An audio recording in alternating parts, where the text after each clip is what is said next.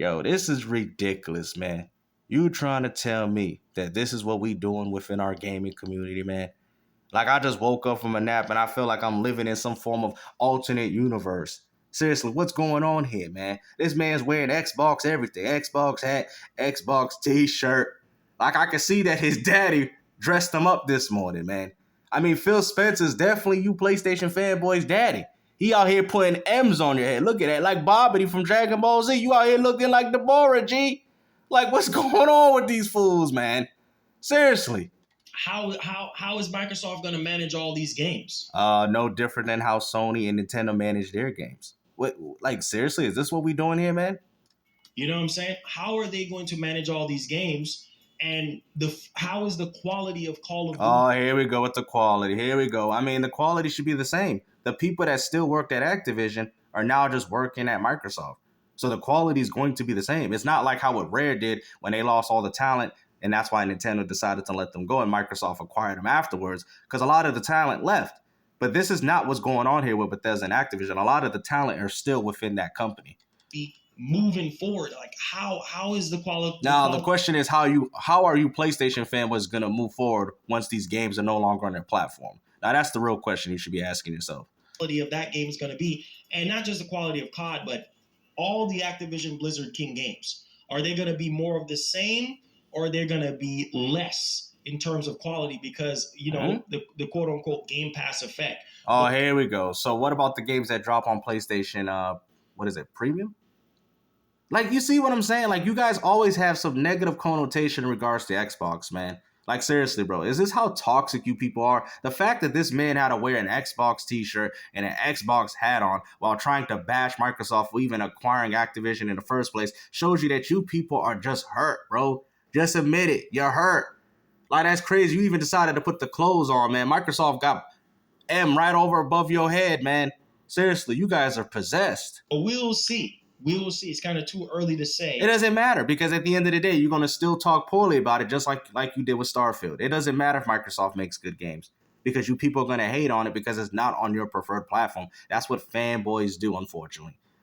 That's why I call you guys fake gamers, because fake gamers do not act like this. Now, I'm not going to sit there and tell you that I'm looking forward to the act because I don't really care for Activision games. But there's a lot of people that do, and I do understand that. And regardless if I choose not to not like these games or not, that is my opinion, and I'm going to stay consistent with that. But for you people to damage control the impact that this is going to have within the gaming industry, then you people are just being fanboys.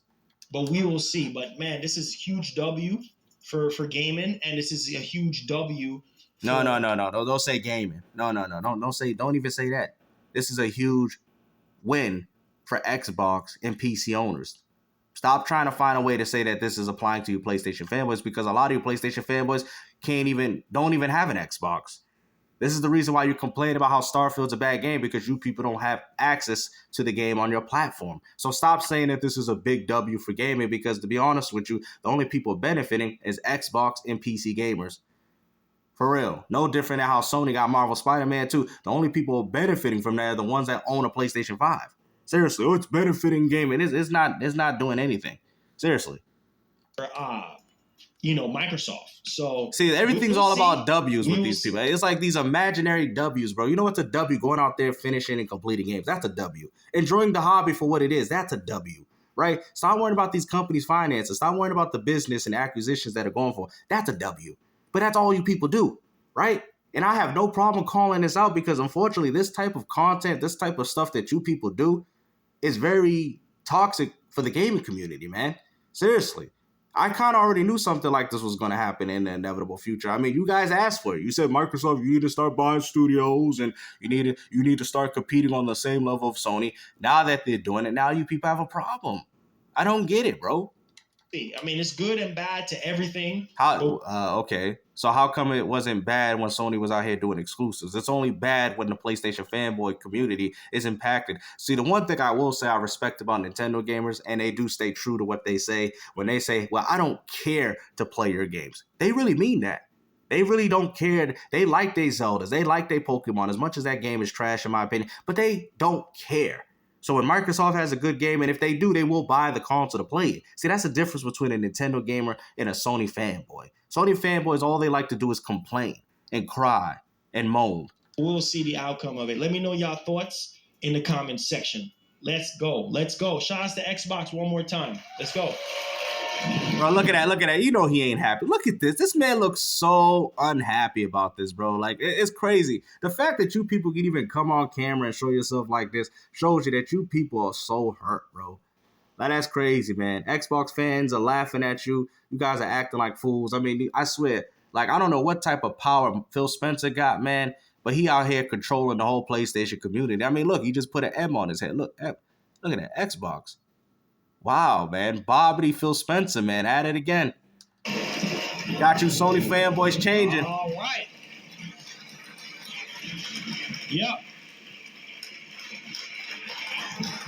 He's mad, bro. Look at this. Continuing to offer insane value for gamers, right? That's their goal. That's their goal. And why is Sony not doing the same? Because the funny thing is, you said like earlier in this video that, oh, well, what is Microsoft going to do with all these studios, right? But yet you guys act if Sony had it. What was Sony going to do? Remaster more games? Because that's all they've been doing. You got to look how Sony is treating even their own library. I mean, come on. Cross-generation titles.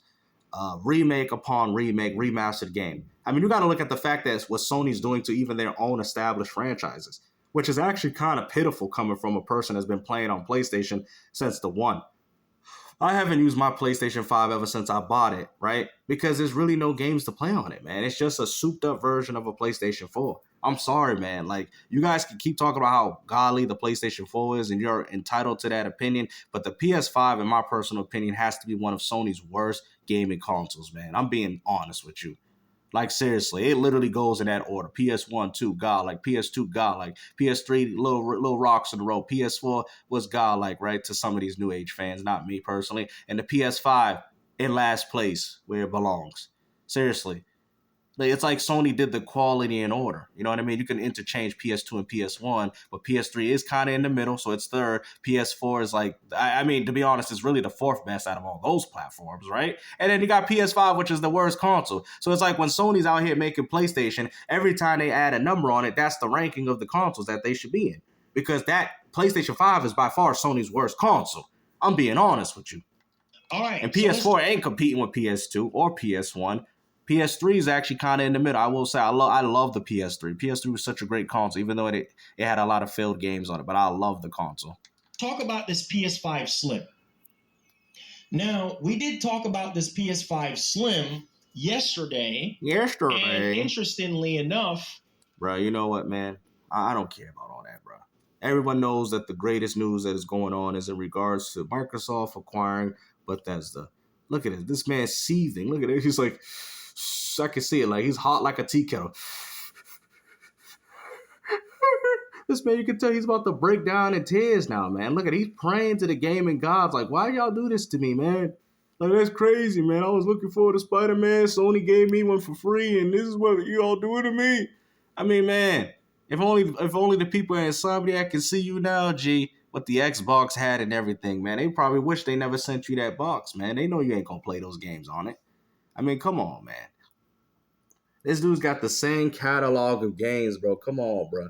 Like, seriously, that ain't even a lot of games, bro. Seriously, I got way more games than that. That is not a lot of games. Don't tell me that this is his game collection, right? And you people want to cry about physical media. Oh, what physical media? Like, this guy barely has any, bro. And you want to talk about platforms. Y'all want to talk about consoles. I've never seen people talk more about a console than the games that the console offers, bro. I've never seen people back in the days, oh, look at the PlayStation 1 console sales. No, we talked about how many great games it had. PS2, even the PS3. We never brought up console sales. I think it was during the PlayStation 4 when the Xbox One and PS4 were very similar to one another. That's when you people started bringing up consoles, because I've never heard people bring up console sales. I always heard them bringing up quality exclusives, great games, stuff of that nature, but I never understood where this whole console narrative, sales narrative came from. And I think it came from people can say, well, it came from your Xbox fans. Well, that's kind of unlikely because Xbox One did worse than the PlayStation 4.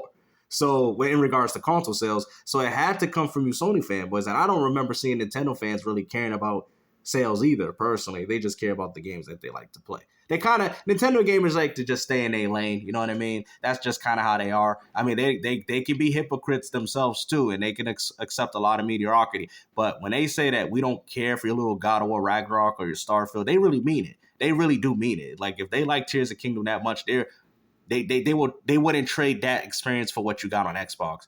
Now, with Sony and Xbox gamers, you guys are very much the same. That's why you guys have all these arguments, because you guys have the same platform, the same games. I mean, even what's going on with Microsoft and Activision in regards to the FTC deal and having it being approved, nothing's really going to change. Only people winning in this circumstance is Xbox and PC owners. That's really it. Well, we might see more games now, Evil Within 3. You know, we might see a few more things. But like I said, nothing's really fundamentally changing the way we play. So competition, you know how people say competition is good, but competition is only good when the other console manufacturer or the other company is only fighting back. Sony can't fight back this. You see what I'm saying? It was good when Sega and Nintendo and all these companies were all within each other where they could fight back. When Sony was dominant, that was, y'all say that's competition is good. Think about it. Was it really good? Because when PS2 was dominating, nobody cared about the original Xbox. Well, people did, original Xbox and GameCube, but not like the Sony PlayStation.